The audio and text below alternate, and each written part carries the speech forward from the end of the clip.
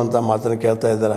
ಮುಂದೆ ಅದೇ ಕಾಲಕ್ಕೆ ವಕ್ಫ್ ಹೆಚ್ಚು ನೋಟಿಸ್ ಕೊಟ್ಟವ್ರು ನೀವರೇಪ್ಪ, ನೀವು ಮಾಡಿದವರು ಅದನ್ನು ನಮ್ಮ ಹಾಕೋಕ್ಕೆ ಪ್ರಯತ್ನ ಮಾಡಿದ್ರಿ ಅಂತ ಅದಕ್ಕೂ ಉತ್ತರ ಕೊಡ್ತಾ ಇದ್ದಾರೆ. ಒಂದು ಎರಡು ಅಷ್ಟು ಸ್ಪಷ್ಟವಾಗಿ. ಮತ್ತು ಇನ್ನೊಂದು ಮಾತು ಹೇಳ್ತಾ ಇದ್ದಾರೆ, ಉತ್ತರ ಕರ್ನಾಟಕದ ಏನಾದರೂ, ಅದರಲ್ಲೂ ಹೈದರಾಬಾದ್ ಕರ್ನಾಟಕದ ನಾವು ಕರಿತೀವಿ ಕಲ್ಯಾಣ ಕರ್ನಾಟಕ, ಅದರದ್ದು ಏನಾದರೂ ವರ್ಕ್ ಆಗಿದ್ರೆ ನಮ್ಮಿಂದ ಅಂತೇಳಿ ನಂಜುಂಡಪ್ಪ ವರದಿಯನ್ನು ನೀವು ತರ್ತನ ಅಂತ ಹೇಳಿದ್ರಿ. ಡಾಕ್ಟರ್ ನಂಜುಂಡಪ್ಪನವರು ವರದಿ ಕೊಟ್ಟಿದ್ದು ಉತ್ತರ ಕರ್ನಾಟಕ ಯಾವ ರೀತಿಯಾಗಿ ಬೇಕಾದ ಮತ್ತು ಉತ್ತರ ಕನ್ನಡದ ಎಲ್ಲ ಹೆಚ್ಚು ತಾಲೂಕುಗಳು ಹೆಂಗೆ ಹಿಂದುಳಿದಾವ ಅವಕ್ಕೇನು ಪರಿಹಾರ ಬೇಕು ಅಂತ ಹೇಳಿದರು. ಅದು ನೀವೇನು ಮಾಡಿದ್ರಿ, ಎಲ್ಲಿ ಮಾಡಿದ್ರಿ ಬಿ ಜೆ ಪಿಗರ ಅಂತ ಪ್ರಶ್ನೆ ಮಾಡ್ತಾ ಇದ್ದಾರೆ. ಅದನ್ನು ಮಾಡಿದವ್ರು ನಾವು, ಅದರಲ್ಲೂ ಎಲ್ ಕೆ ಆದ್ನಾನಿಯವರು ಅದನ್ನು ತಿರಸ್ಕಾರ ಮಾಡಿದರು. 371J ಕಲ್ಯಾಣ ಕರ್ನಾಟಕದ ಅಭಿವೃದ್ಧಿಗೆ ಒಂದು ಮೀಸಲಾತಿಯನ್ನು ಅದು ನಾವು ಮಾಡಿದ್ವಿ, ನಮ್ಮ ಗೌರ್ಮೆಂಟ್ ಮಾಡಿದ್ರು. ನಮ್ದು ಏನಿದ್ರು ಒಂದು ಪಾಸಿಟಿವ್ ಅದರಲ್ಲಿ ನಮ್ಮಲ್ಲಿ. ನೀವು ಸುಮ್ಮನೆ ಆರೋಪಕ್ಕಾಗಿ ಆರೋಪ ಮಾಡಬೇಡ್ರಿ ಅಂತೇಳಿ ಬಿ ಜೆ ಪಿಗೆ ಎಚ್ಚರಿಕೆ ಕೊಡ್ತಾ ಇದ್ದಾರೆ. ಉತ್ತರ ಕರ್ನಾಟಕ ಆಯಿತು, ಕಲ್ಯಾಣ ಕರ್ನಾಟಕ ಆಯಿತು, ನಮ್ಮ ಕಿತ್ತೂರು ಕರ್ನಾಟಕ ಎಲ್ಲದಕ್ಕೂ ಅನುಕೂಲ ನಾವು ಮಾಡಿಕೊಡ್ತಾ ಇದ್ದೀವಿ, ಮಾಡ್ತೀವಿ, ಅದರಲ್ಲಿ ಎರಡು ಮಾತಿಲ್ಲ ಅನ್ನುವಂಥ ಮಾತನ್ನು. ಇದು ಒಂದು ಏನಪ್ಪ ಅಂತಂದ್ರೆ ಇವತ್ತಿನ ಈ ಕರ್ನಾಟಕದ ರಾಜಕಾರಣದಲ್ಲಿ ಒಂದು ದಿಟ್ಟವಾದ ಉತ್ತರ ಕೊಡುತ್ತಿರುವಂಥ ವ್ಯಕ್ತಿಯವರು ಕೊಟ್ಟಿದ್ದಾರೆ. 2,000 ಕೋಟಿ ರೂಪಾಯಿ ಹಂಚ್ತೀರಿ ಅಂತ ಹೇಳಿದ್ದಾರೆ, ಹಂಚಲಿ. ಆದರೆ ಒಂದು ಮಾತಿಲ್ಲಿ ಅವರು ಸ್ಪಷ್ಟವಾಗಿ ನಾವು ಕೇಳಬೇಕಾಗಿದ್ದಿಷ್ಟ, ಅಲ್ಲ ರೀ ಒಮ್ಮೆ ಶ್ವೇತಪತ್ರ ಹೊರಡಿಸಿಬಿಡ್ರಲ್ಲ, ಏನು ತಪ್ಪ ನೀವು ಮಾಡಿದ್ರೆ ಸರಿ ಅದ, ಕರೆ ಅದ, ಸುಳ್ಳೇನಿಲ್ಲ, ಏನು ಡೆವಲಪ್ಮೆಂಟ್ ಆಗಿದೆ, ಶ್ವೇತಪತ್ರ ಹೊರಡಿಸಿ ತೋರಿಸ್ರಿ ಅವ್ರಿಗೆ. ನೀವು ಮಾಡಿದ್ದೇ ಇರ್ತದಲ್ಲ ಶ್ವೇತಪತ್ರದಾಗ, ಅದಕ್ಕೆ ಯಾಕೆ ನೀವು ಭಯ ಪಡ್ತೀರಿ ಅಂತೇಳಿ ಬಿ ಜೆ ಪಿ ಕೆಲವೊಂದು ನಾಯಕರು ಕೇಳ್ತಾ ಇರ್ತಾರೆ.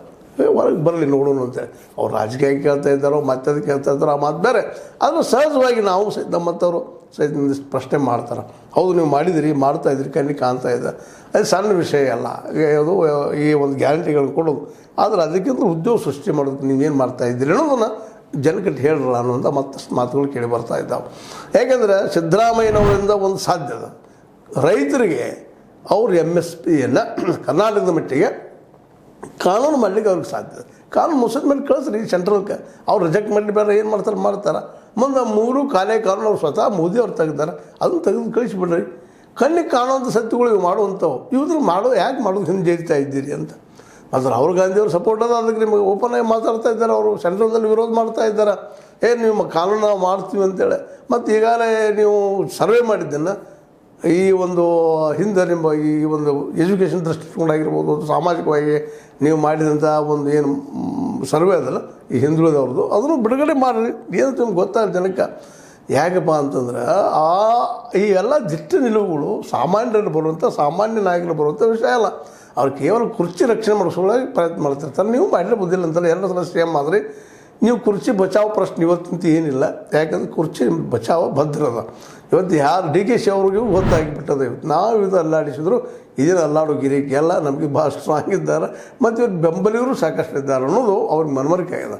ಹೀಗಾಗಿ ಅವ್ರು ನಿಮ್ಮ ಜೊತೆಗೇನೆ ಬರೋರು. ಅವರು ಇಲ್ಲಿ ತನಕ ಅಲ್ಲಿಂದ ಇದು ಮಾಡಲಿಕ್ಕೆ ಹೋಗೋದಿಲ್ಲ. ನಿಮ್ಮ ಮಂತ್ರಿಗಿರಿ ಮೋಸ್ಟ್ಲಿ ಮುಖ್ಯಮಂತ್ರಿಗಿರಿಯನ್ನು ಅವ್ರು ಇಳಿಸ್ಲಿಕ್ಕೆ ಪ್ರಯತ್ನ ಮಾಡೋದಿಲ್ಲ ಅಂತ ಅನಿಸ್ಲಿಕ್ಕತ್ತದ ಇವತ್ತಿನ ವಾತಾವರಣ ನೋಡಿದಾಗ. ಯಾಕಂದ್ರೆ ನೀವು ಅವ್ರಿಗಿಂತಲೂ ಎಷ್ಟೋ ಪಾಲು ಮುಂದಿದ್ದೀರಿ, ನಾಯಕರಿದ್ದೀರಿ, ಹಿಂದುಳಿದವ್ರು ನಿಮ್ಮ ಬೆನ್ನಿದ್ದಾರೆ.